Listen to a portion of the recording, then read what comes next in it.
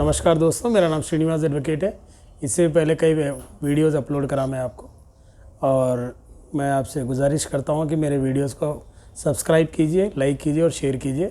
आज का जो विषय है वो CRPC 321 withdrawal of the prosecution. कई बार प्रोसिक्यूशन केसेस को गवर्नमेंट कई कारणों से विड्रॉ करना चाहता है कोर्ट में पेंडिंग केसेस को। अगर ऐसा कुछ पेंडिंग केसेस को विड्रॉ करना चाहे तो प्रोसिक्यूशन की तरफ से पब्लिक प्रोसिक्यूटर पिटीशन फाइल करता है कोर्ट में कि we want to withdraw the case. तो कौन कौन से स्टेज में विड्रॉ कर सकते हैं सीएम कोर्ट के अंदर किसी भी क्रिमिनल केस को? तो क्या है, जब तक अगर कोई ट्रायबल बाई मजिस्ट्रेट केस है तो मजिस्ट्रेट कोर्ट में किसी भी स्टेज में प्रायर टू जजमेंट कर सकते हैं। नहीं, कमिटल केस है session, specially tribal session court, तो उस केस को क्या है before committal the committing court, यानी कि ज्यूरिसडिक्शन कोर्ट में क्या है, ज्यूरिसडिक्शन कोर्ट को अथॉरिटी है कि इस केस को विड्रॉ कर सकता है। ऐसा वन ऑफ द जजमेंट क्या है बोलता कि the criminal court can allow the prosecutor और public prosecutor withdraw the case at any stage prior to pronouncement of the judgment. तो इसमें वन ऑफ द इशू क्या है, पिटिशन डालना ज़रूरी है, नहीं तो पब्लिक प्रोसिक्यूटर मेमो फाइल करके भी उसको विड्रॉ कर सकता है। नहीं, ऐसा कुछ भी नहीं है। यहाँ इस विषय में एकदम क्लियर कट जजमेंट है विच सेज कि memo is not maintainable for withdrawal of criminal case. ऐसा ही एक जजमेंट है जो मैं आपको आज बताना चाह रहा हूँ। ये आके 1957 MLJ क्रिमिनल 309 पेज नंबर है। इसमें क्या, way the assistant public prosecutor files A memo stating that the charge sheet was filed in court under a mistaken view of the law regarding jurisdiction and that only the court at K could have such jurisdiction, the memo does not amount to withdrawal of the prosecution. Memo डालने से prosecution permission कुछ नहीं देते। The petition has to be filed by the public prosecutor और उसके अंदर reason भी बताना पड़ता है कि किस कारण से वो विड्रॉ करना चाह रहे हैं। तो ऐसे कई केसेस है जहाँ पर prosecution विड्रॉ करना चाह रहा है।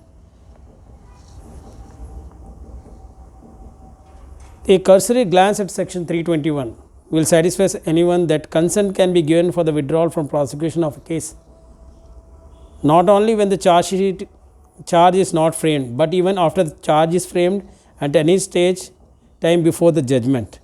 ऐसा एक है। दूसरा, the ultimate guideline or the ultimate guiding consideration must always be in the interest of the administration to justice, and that is the touchstone on which the question must be determined whether the prosecution should be allowed to be withdrawn. ये one of the judgment है जो कि Dwarka Prasad Agarwal versus state 1982 criminal law journal 713 page number Odisha high court का है। वैसा एक point क्या, where allowing prosecution to proceed will only be harassment to the parties and wastage of public time, chances of conviction being bleak and adequate evidence not forthcoming to support the prosecution, it is not in public interest that the prosecution should proceed. ये एक judgment है। ऐसे कई और judgements है which says the prosecution has to file petition and 321 CRPC के नीचे। और इसमें एक और बात ये है कि आए दिन कई जजमेंट्स अपने हाई कोर्ट और सुप्रीम कोर्ट ने दिया है। इसमें एक जजमेंट है Shiv Nanda Paswan versus state of Bihar, ये AR 1987 SC 877 पेज नंबर पे।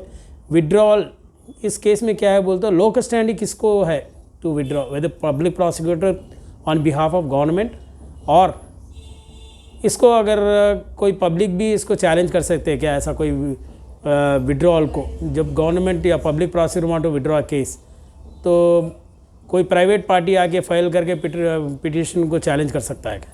ऐसा एक केस है Shiv Nandan Paswan versus state of Bihar, AR 1987 supreme court 87 withdrawal local standing third party to oppose when the offence relates to one against the society.